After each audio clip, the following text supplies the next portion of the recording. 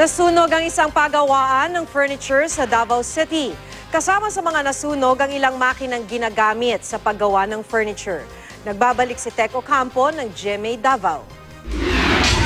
Nabulabog ang mga residente sa Barangay Catalunan Grande, Davao City nang sumiklab ang sunog sa isang pagawaan ng furniture sa lugar. Ayon sa isang residente, bandang alas 2 na madaling araw kanina nang magising sila dahil sa naglalagablab na apoy.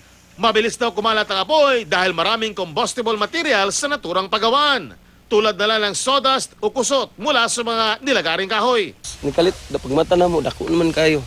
Kasamang nasunog ang 4 na makinang ginagamit sa paggawa ng furniture. Naapula ang sunog matapos ang ilang minuto.